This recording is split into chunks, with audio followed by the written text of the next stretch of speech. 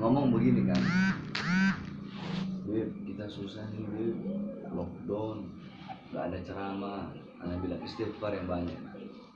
Ente ngomong begitu, ente telah menunjukkan bahwasanya ceramah ente jadikan sebagai pekerjaan. Dengan berbahasa seperti itu, ente telah menunjukkan bahwasanya ceramah ente jadikan sebagai lahan atau kendaraan untuk memuaskan isi perut ente. Istighfar.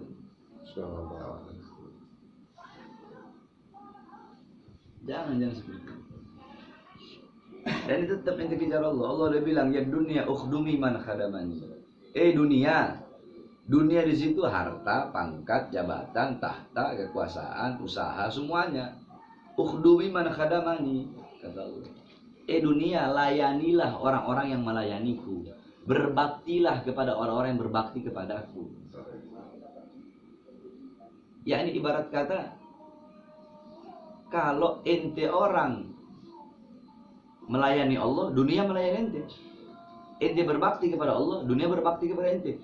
Ente mengejar Allah sambil ngerangkak, dunia ngejar ente sambil lari. Sebaliknya,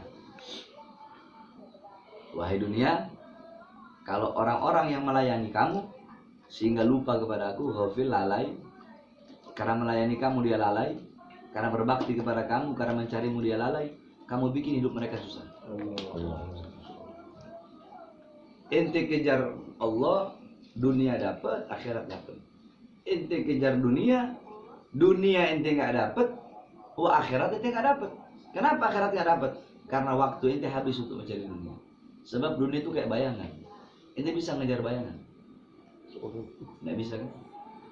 Tapi coba ente biarkan tuh bayangan. Kemana-mana bayangan ngikutin ente nggak? Ngikutin kan? Dunia seperti itu. Dunia itu kayak begitu. Jadi lagi begini nggak usah ente mikir bang. Jangan. Nabi Allah Ibrahim dalam kitab Nasihatul Ibad, Nabi Ibrahim menjadi kekasih Allah karena 4 perkara. Bi'arba'il asbab, sebab 4 perkara. Salah satu sebabnya apa itu?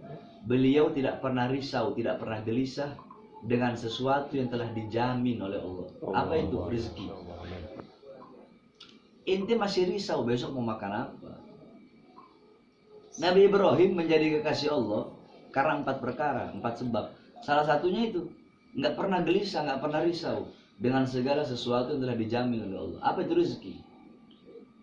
Ente pagi, siang, sore, malam nyari uang, nyari rezeki, nyari nafkah.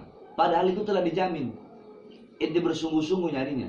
Sedangkan sesuatu yang belum dijamin itu biasa-biasa saja. Apa itu? Sorga. Harusnya kan kebalik. Sorga yang belum dijamin, akhirat yang belum dijamin, itu yang ente sungguh-sungguh nyarinya. Dunia, harta, rezeki yang sudah dijamin biasa-biasa aja. Rezeki nggak bakal ketuker. Anak sama ente 1, 2, 3, 4. Ente orang berempat mancing, lautnya sama, perahunya sama, umpannya sama, kailnya sama. Dapat ikannya sama nggak? Beda. Ente 3, ente 6, 2, nggak dapat. Padahal sama. Rezeki seperti itu. Rezeki itu ada 2. Ada rezeki yang dicari, ada rezeki yang mencari. Ketika engkau tidak bisa mencari rezeki, maka Allah perintahkan malaikat untuk membawakan rezeki itu kepadamu. Itu rezeki yang mencari. Tidak ada yang mustahil bagi Allah.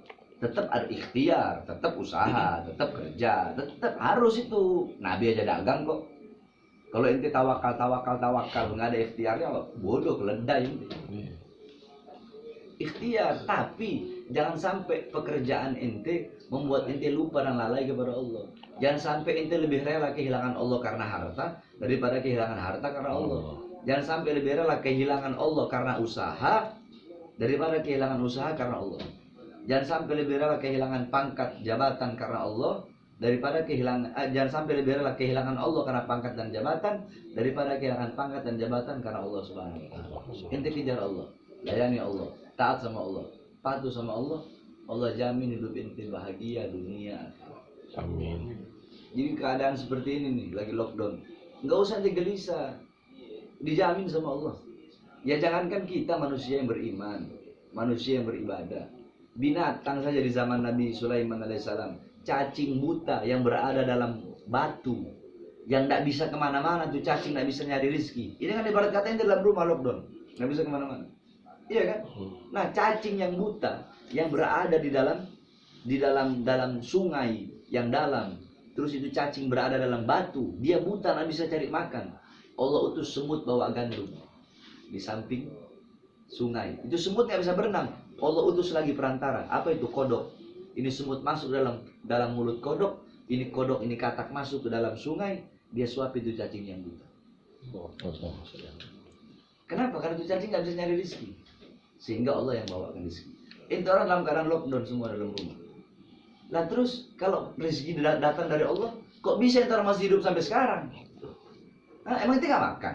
Makan kok tetap itu. Minum tetap itu. Jadi jangan gelisah dengan sesuatu yang telah dijamin oleh Allah. Terus masalah corona, jangan takut sama corona, takut sama Allah. Tapi berhati-hati harus. Ikhtiar, berhati-hati, menjaga diri, ikhtiar, berusaha itu harus. Jangan tawakal, pasrah, hidup mati di tangan Allah. Bukan begitu juga. Corona itu makhluk ciptaan Allah, virus. Itu makhluk ciptaan Allah. Yang menciptakan dia Allah. Yang memegang kekuasaan atas corona itu Allah. Yang memilih, yang berkehendak untuk memilih siapa yang kena dan siapa yang tidak, itu Allah. Nah, ketika ente mengembalikan diri ente kembali kepada Allah, apakah ada yang bisa satupun makhluk mencelakai dan melukai ente ketika ente kembali kepada sang pemilik seluruh makhluk dalam semesta ini? Ini tahu Nabi Zakaria? Hah? Nabi Zakaria. Nabi Zakaria itu dibunuh sama orang Yahudi. Dibunuh sama orang Yahudi. Kenapa dibunuh sama orang Yahudi? Karena beliau sembunyi dalam pohon. Beliau bilang, wahai pohon, terbelahlah engkau. Aku ingin sembunyi dalam pohon. Iblis ngomong ke Yahudi, tuh Nabi Zakaria sembunyi dalam pohon. Digergaji tuh pohon, kebelah dua badan beliau. Kata para ulama, kenapa? Karena Nabi Zakaria tidak bilang kepada Allah, ya Allah, aku bermohon kepadamu, berlindung kepadamu. Nabi Zakaria ke pohon. Yakni ente kata, kan Allah udah bilang, seorang hamba, yakni idza khafal abdu, apabila seorang hamba itu memiliki rasa takut kepada siapa? Kepadaku, maka akan aku tanamkan dalam hati makhluk rasa takut kepadanya. Jadi kalau ente takut sama Allah, corona makhluk Allah, dia bakal takut sama ente. Tapi tetap ente usaha ikhtiar. Jangan ente tawakal pasrah terus nggak ikhtiar. Tetap tawakal, tetap ikhtiar, usaha. Usahanya ente apa? Pakai masker, itu usaha. Usahanya ente apa? Cuci tangan, itu usaha namanya. Sebab kalau ente nggak ikhtiar, langsung tawakal, salah. Ada step-stepnya. Nggak bisa langsung ente ketiga, 1, 2, 3 dulu. Dulu di zaman Nabi ada sahabat, kudanya nggak dikekang dulu, dibiarin kudanya. Kata Rasulullah salah. Ketika Rasulullah tanya, kenapa kamu biarkan kuda kamu? Saya tawakal sama Allah. Salah. Ikhtiar dulu, usaha. Ikat kau punya kuda biar nggak hilang. Ikhtiar udah, usaha udah, baru doa, ya Allah jaga saya punya kuda biar nggak hilang. Ikhtiar udah, doa udah, baru tawakal. Ente mau corona hilang, hatamin kitab Imam Bukhari. Jami'ul Bukhari itu hatamin. Bikin berkelompok 40 orang atau berapa orang, hatamin kitab Bukhari. Kitab Bukhari itu bisa menghilangkan taun. Corona kan taun. Taun itu wabah penyakit yang secara menyeluruh dan mematikan. Jadi jangan. Inti jangan takut sama corona. Takut sama Allah. Corona takut sama ini. Tapi tetap harus waspada. Begitu aja.